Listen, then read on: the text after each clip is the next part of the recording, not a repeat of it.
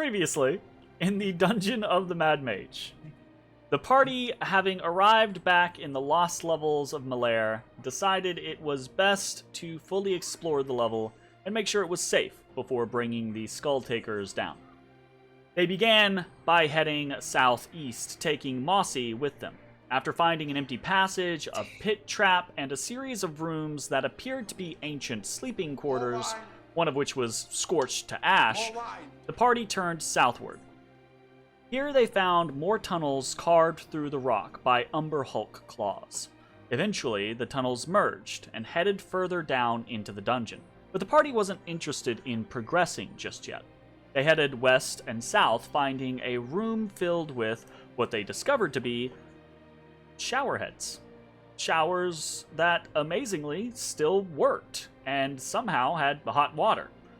In testing these showers, Matashtai discovered some of the water seeped under the eastern wall. After a brief investigation, the party discovered the wall to be false. Seeing no obvious signs of entry, Matashtai and Ashes set about breaking the wall down. Beyond, they found a dwarven statue wearing amber-colored gemstone rings with a look of greed upon his face. In front of the statue, was a pit at the bottom of which was a skeleton. The party got general bad vibes from the entire thing, so much so that Ezrah cast a detect magic spell to get a better read on things. All he could ascertain was that a malevolent divinity was at play here. Moss-covered rock near stream was enticed by the gemstones, but, fearing potential corruption, Bones did not allow the young Zorn to consume them. From here, the party investigated further south, finding a boiler/sauna room which was powered by a trapped fire elemental.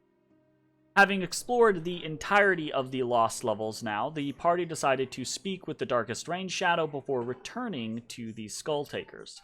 The ancient Zorn required tribute before identifying that the amber gems were indeed tainted, and might offer power, but likely at a cost. After saying goodbye to Mossy, the party headed back to the Willowwood, briefly stopping by Willow's Tower in order to gain the Archdruid's blessing before heading back to level 2.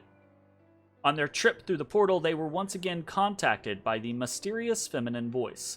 She congratulated them on their progress, warned them of the dangers further down, and cautioned them that should they continue on their path, they would soon face the Seven. The being also spoke to them of the shadow beneath the mountain, the Shadow Fell, and Shar, and evil, twisting corruption within the mountain. After arriving on the second floor, the party headed down to the Sargoth level and the Skull Takers. They spent an evening reveling with the goblins before resting. On the morrow, the great move began, starting with a march through the eastern territory of the Legion. Having prepared the Legion for this, things went smoothly, and the party arrived at the Sargoth, unfolded their magical boats, and set about sailing down the lazy river with the Skull Takers. Hey everybody, thanks for watching. If you enjoyed the video, consider leaving a like, commenting, or subscribing. It really helps me out. If you'd like to see me live, head over to my Twitch at twitch.tv/thedistanthorizon.